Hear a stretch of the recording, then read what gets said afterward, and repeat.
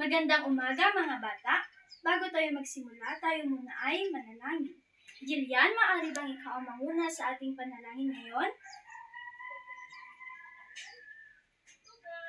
Amen. Bago kayo umupo, maaari bang pakiayos ninyo ang inyong upuan at pakipulot ang mga basura sa ilalim ng inyong mga upuan. Sino ang lumiban sa ating klase ngayon mga bata? Wala, maayos kung ganon. Kayong lahat ay present ngayong araw.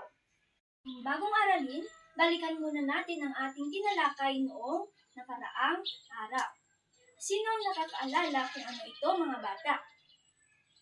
Tama, ito ay alamat. Ano nga ulit ang alamat mga bata? Tama, ang alamat ay kwento na nagpapaliwanag ng pinagmulan ng mga bagay-bagay, lugar o pangyayari. At ano naman ang bahagi ng kwento mga bata? Tama, ito ay tauhan, tagpuan at banghay. Magaling mga bata at naalala niyo pa ang ating tinalakay noong nakaraang araw. Bago tayo tuluyang dumako sa ating bagong aralin, tayo muna ay maglalaro. Gusto niyo bang maglaro mga bata? Okay, ang una ninyong gagawin ay ipikit ang inyong mga mata at dinggin ang aking ipapatugtog. Naintindihan niyo ba mga bata?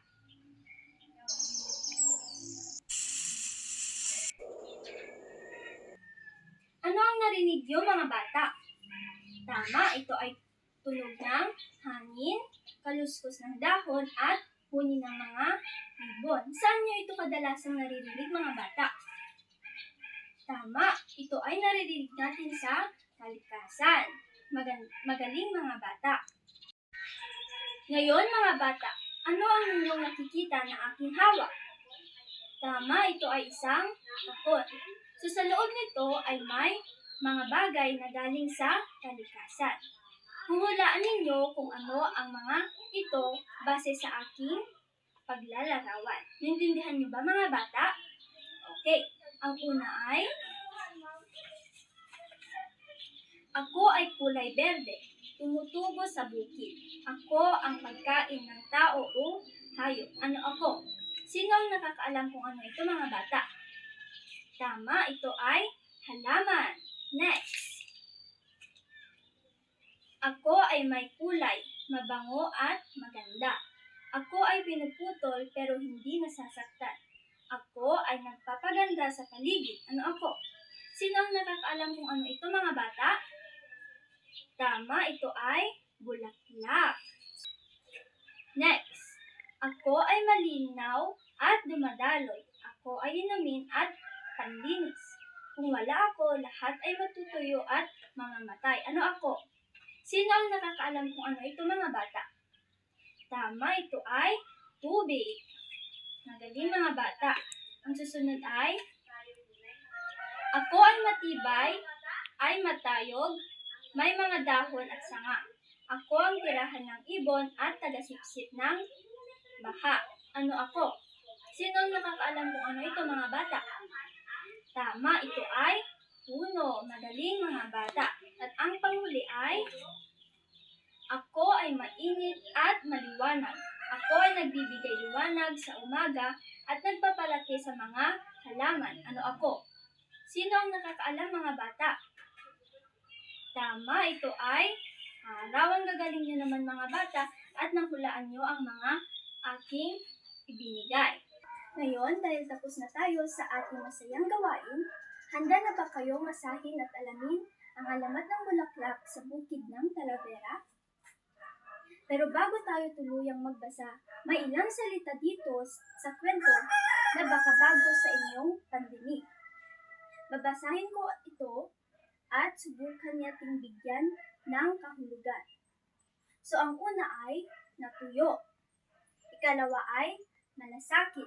Ikatlo ay tigang. Ikaapat, diwata. At ang kalama ay kasaganaan. Kapag sinabi natin natuyo, ano kaya ang ibig sabihin nito? Tama, ito ay walang tubig o patay na po ang halaman. Ang ikalawa ay malasakit. Kung may malasakit ka sa iba, ano ang nararamdaman mo para sa kanila?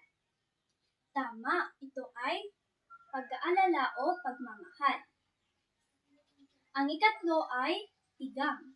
Kung ang lupa ay tigang, ano ang hindi pwedeng mangyari dito? Halimbawa sa bukid. Tama, hindi na ito pwedeng taniman. Apat ay diwata. Sino nga ba ang mga diwata? Tama, mga engkantada.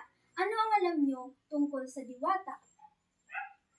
Tama, ito ay mga makapangyarihan. Saan sila nakatira? Tama, nakatira sila sa gubat. Ang ikalima at ang panghuli ay kasaganaan. Kung ang isang lugar ay may kasaganaan, ano ang marami dito? Tama, mayaman sila. So, ang kasaganaan ay nangangahulugang sobra-sobra o marami sa anumang bagay, lalo na sa pagkain at likas na yaman. Ngayon na alam na ninyo ang kahulugan ng mga salitang ito, tingin nyo, mas madali na bang inyong maintindihan ang ating kwento? Mabuti kung gano'n. Ngayon, may isa akong mahalagang tanong na gusto kong isipin ninyo habang binabasa natin ang kwento. Pagkatapos ng kwento, sabay-sabay natin itong sasagutin. Narito ang tanong. Paano pinatunayan ni Khalil na karapat-dapat siyang pagkatiwalaan upang ibalik ang kasaganaan sa Talavera? Naintindihan niyo ba mga bata?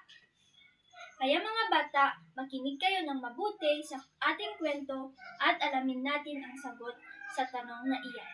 Simulan na natin ang pagbabasa.